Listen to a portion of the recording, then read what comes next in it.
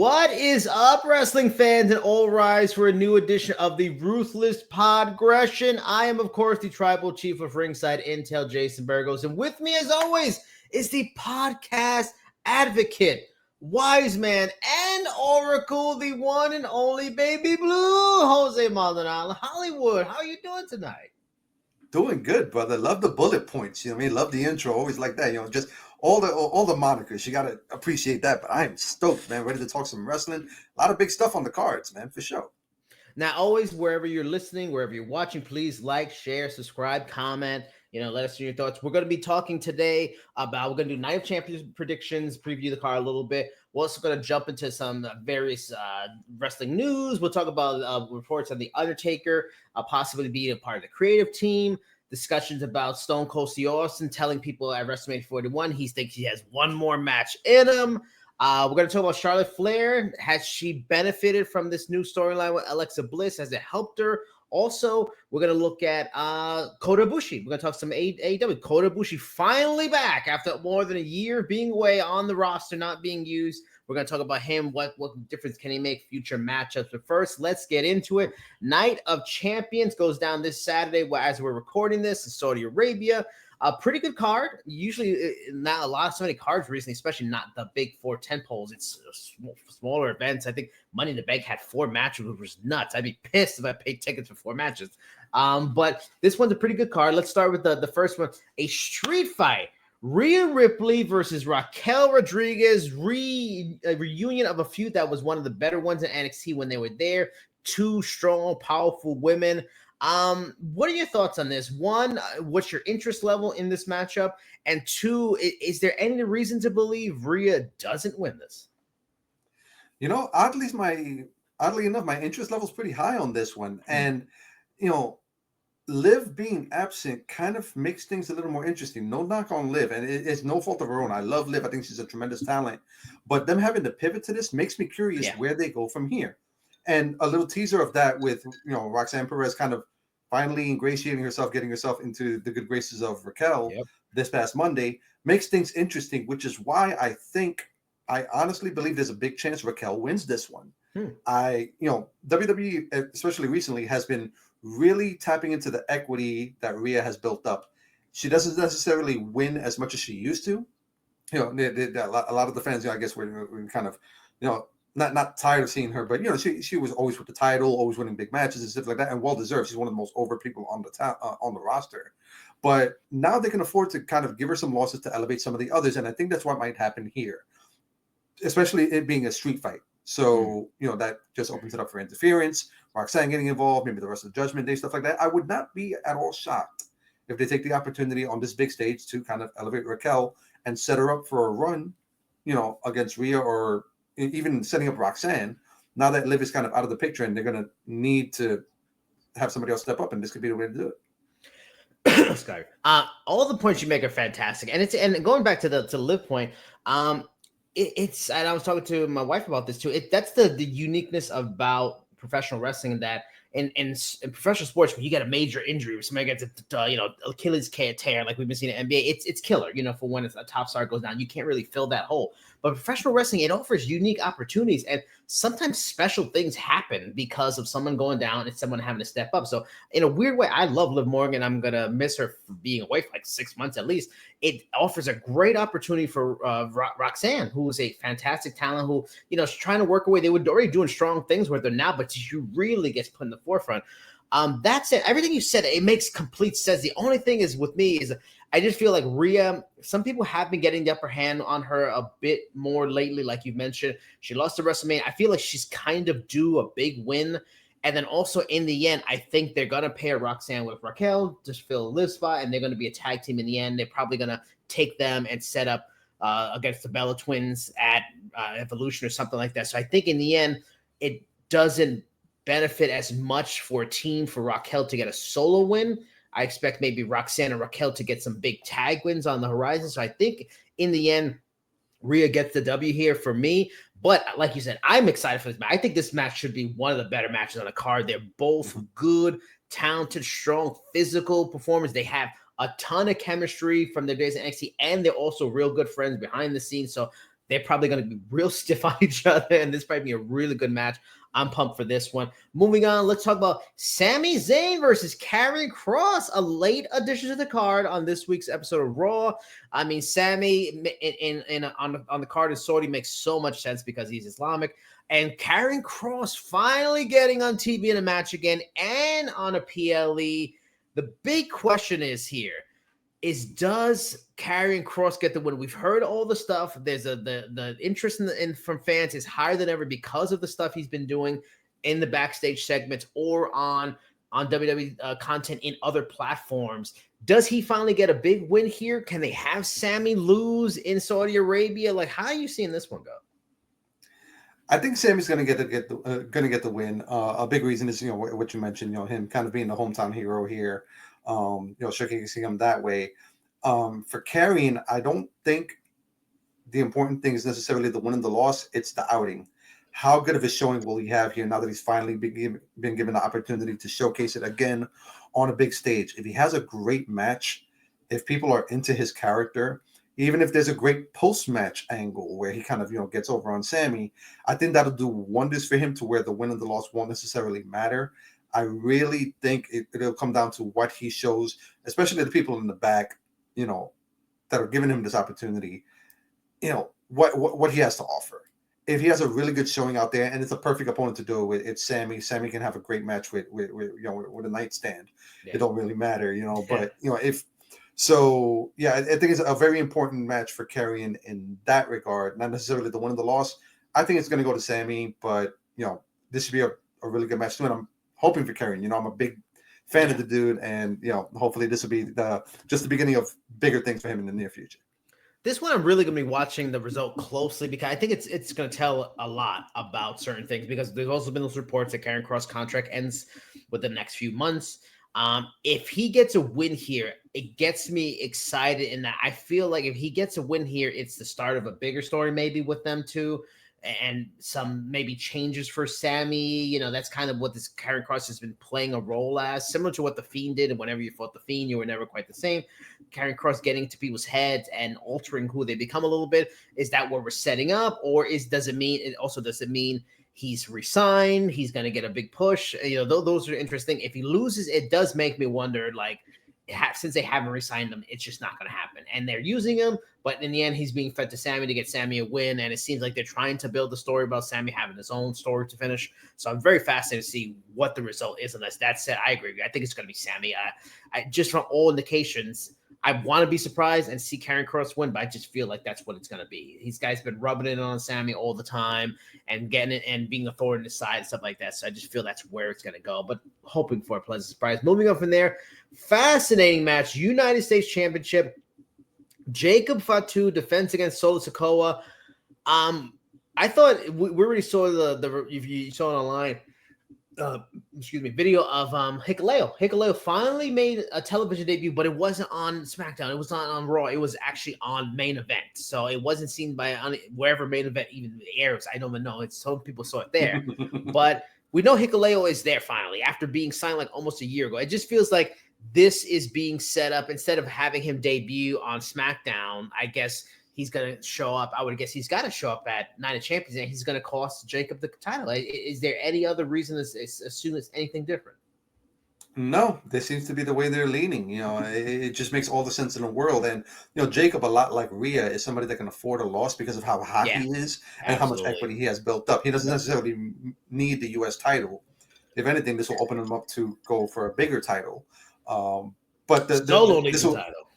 Solo needs a title, and this will feed very much into that storyline of him kind of building up a new bloodline, and Hikuleo could play very much into that. Hikuleo and JC Mateo having Solo's back with the belt on his shoulder, I think that's a great image, and it'll do a hell of a lot for Solo, who's been tremendous in this build-up. The goofier Solo Sikoa, I think universally much better received than serious Solo was before.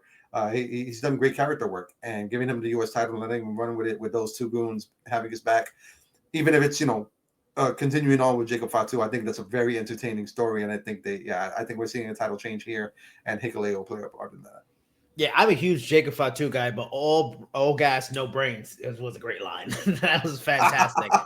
And yeah, it just let's we've gotten to this point where it's like if you're in a faction, like factions have to go for top titles and it has to be a world champion in it. Let's not forget, man, we had the Nation feuding against the DX, and it was the IC title was the top title for that the top guys in both those groups are going after. Like, let's kind of get back to that where factions are making secondary titles a big deal, and Solo having that title and it being hard to take off of him, I think it's a great storyline. It fits him. He needs a title more and stuff like that. I can't see how Solo doesn't win here. They're finally getting to a point where they're having more title changes, which I'm all for. I don't need them to happen all the time, but I don't need year-long, 6-long, month-long reigns and all that kind of stuff. You nailed it. Jacob is pretty good. He is not set, but he's so popular. He can take a loss here, especially if it's a cheating loss from a new monster, a new member of the, all those elements. It makes it all acceptable. I'd be actually very surprised if Jacob leaves Night of Champions the title. I'm going with Solo Sikoa too. Moving on from there to the finals of the Queen of the Ring. That's the big element of Night of Champions. The King and Queen of the Ring finals will be on this. This is a fascinating matchup because excuse me, it's two very different performers at very different parts of their careers in that we're getting Asuka versus Jade Cargill. I'm glad to see them pushing Asuka here. She comes back. I mean, in the end, she doesn't have a ton of time left in her career. She's past 40, but she's got a lot of miles on her body. She's had coming off a major knee injury. I don't think she's going to be sticking around many more years. So let's max out her value and stuff like that. And against someone like Jade, I'm torn on this one because I'm not sure if they want to push Asuka and maximize it and let her win King of the Ring, and they're trying to set up because Asuka versus Io will be fascinating match at SummerSlam. But Jade Cargill, on the other hand, like she's red hot. There's been a report she's going to get a big push during the summer. What a way to kind of do that without taking the title off for someone else. You have her get this big achievement at Queen of the Ring. She goes on to SummerSlam. If she faces Tiffany and she loses, it's fine. She's Queen of the Ring. She's getting a big match. I'm really torn on this, so I'm going to throw it to you first. What is your pick for this one? Well, put all the pressure on me, why don't you? Yeah. Sure, just put me on the hot seat. But I dig it.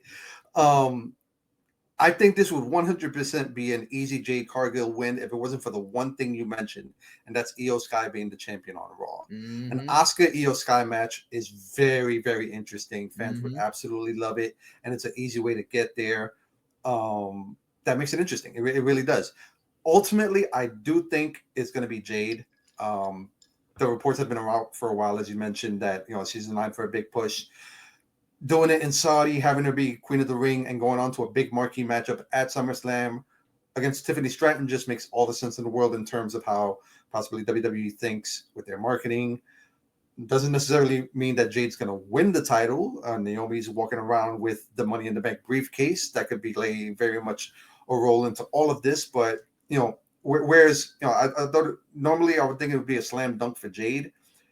Asuka versus Io is very interesting, and Asuka being who she is, a future first ballot Hall of Famer, not having a lot of time left, so giving her what would be an easy marquee matchup with Io at SummerSlam is very enticing. But I think they're going to go with Jade. I think they're going to stick to that, and honestly, I can see Jade winning the title at SummerSlam, and maybe having Naomi kind of threatening her to cash in at any given time. If they're gonna go ahead and pull the trigger on Jade and see what she's got, this is the time to do it, and it's on a really big stage. And we were talking about off air, I went to Raw this week here in Columbus. Jade Cargill's entrance in person is fantastic, and just the support she has when she came over, from AEW, I was like, she's so good at being cocky and bad. I didn't believe in the idea of her as a babyface, but seeing the support from fans consistently, like she's super over and stuff like that. And also props to WWE because they did it the right way in that when she came, one, they had her train heavily before she really did much in the ring. Then they put her in a tag team so she can learn from one of the better women on the entire roster, and then be in matches with different people, learn a lot. And to the point where now she's very solid in the ring, where she is either solid or can be in some good matches, mattering on her opponents. And she's only going to get better. She gets more experience and continues to work because she's already a fantastic athlete. So to have her in this place, she's ready for it. Like, she's ready for these big matches and these big moments because they've taken the time to develop her as a performer, because she was already good to go on a charisma, mic skills. Like, she's great. So she really is becoming a total package. And that's why I think she's going to win. I agree with you. I'm a big, huge Asuka mark, and I would like to see her get, maybe one last title run before she's done. But it just feels like this is kind of Jade's time, and they're setting up more for her. I don't think she's going to go on and win a title at SummerSlam, but I think this is the first major feather in her cap as a singles performer. So I agree with 1,000%. Now, this is the interesting one. Great match. King of the Ring tournament final, Randy Orton versus Cody Rhodes. My only issue with this match is I just wish there was a lot more time to set this up. This is a match we've all wanted to see since Cody came back and became a top star. They've hinted at it here and there. I just wish there was maybe 2 or 3 more weeks for them to interact and some things. And, instead of just 4 or 5 days to build. Then hopefully they do something on SmackDown. That'll be great. I just wish there was a little more. I dig that when they meet up, if it's not for a world title, it's for the chance. It's like a number 1 contenders match, and so this great stakes. It's an honor being King of the Ring.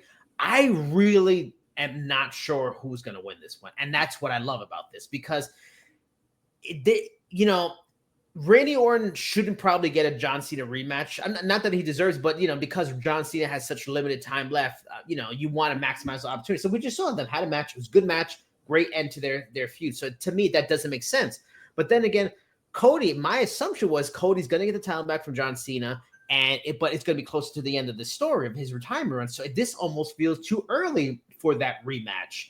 And is there pushback again? Because it seemed like fans were acting weird when they were feuding for WrestleMania, and now it seems like Cody's got everybody back in his corner. Does that weirdness come back because we're getting the rematch so quickly? I really don't know. Furthermore, I mean, Cody's won a lot. He's won the Royal Rumble 2 times. He won the Crown Jewel last year, getting a clean finish on Gunther.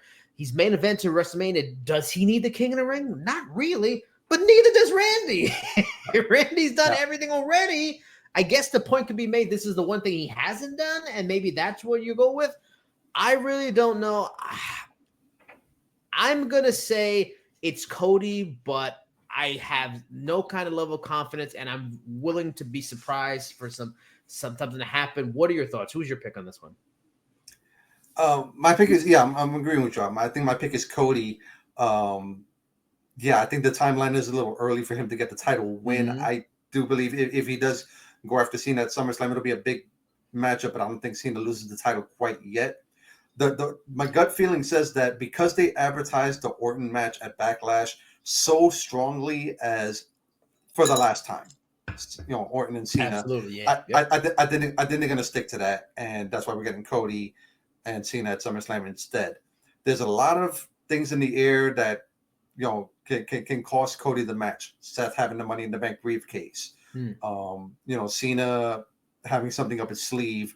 Just a manner of things that if they do revisit Cena and Cody down the line, it won't have the same thing, the same advertisement as this will be the last time they ever face each other. So I do believe it'll be Cody. Totally with you on wishing that this had more time to breathe. Yeah, there's so much history there between Orton and Cody. Legacy, the mentorship. Since Cody's been back, they've haven't really interacted as much. It would be so great if they had just a couple of weeks to kind of throw barbs at each other. Maybe even get to the point where it's like they start off kind of a friendly rivalry, then something happens, and all of a sudden it heats up. There's a lot more that they could have done with that. So I really wish they did have more time to breathe. But like I said, we do have SmackDown. Maybe there'll be something that goes down there, and we'll see where it goes from there. But ultimately, I do think Cody's going to win. Because neither one of them needs it. But in terms of the outlook of what we've seen from Backlash and what's to come in the future, I think Cody is the more logical choice in this case. I'm going to throw out an interesting idea that just came to mind. What are your thoughts on this possible path they go? Because it is an interesting way to go. And all these points you're making about unsure who's going to win. What if we get, it'll be controversial, but what if we don't get a decision? There's an interference and there is no decision. There is no winner. There is no King of the Ring. But the idea, I guess, and it would be, I would guess Cena saying, trying to scrap the idea of either of them facing him again. But in the end, he screws himself And because SummerSlam is a 2-night event, they need big main events. Do we get triple threat? Cena versus Randy versus Cody. And maybe that's how we get more time to build Randy and Cody a little bit, and they're possibly going for the title and having issues. We get this big match where it's a huge threat for Cena. Do you think that could be a possibility? Maybe we get a DQ and we don't get a King of the Ring this year. Very interesting. Splitting the crown down the middle, and they each get like a piece, to one on the left, one on the right. But yeah, no, I mean that from a fan's perspective, please, absolutely, to have Orton involved in that and have a triple threat, Orton, Cody, and Cena would be massive, and that's an easy sell for SummerSlam. That'd be easy to put on the poster. It would be interesting if they go that route. It'd be controversial. Yeah, we've never had a split King of the Ring. I'd love to see it. Do I think it's going to happen? Maybe not, but it would be, from a fan perspective, absolutely inject that into my veins. And also because, like we just said, neither of them necessarily need it.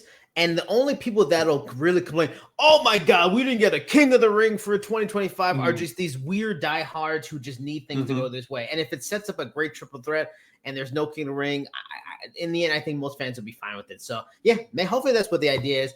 That either way, I'm looking forward to that match and seeing these versions of each other go against each other with so much rich history with something online. It's fantastic.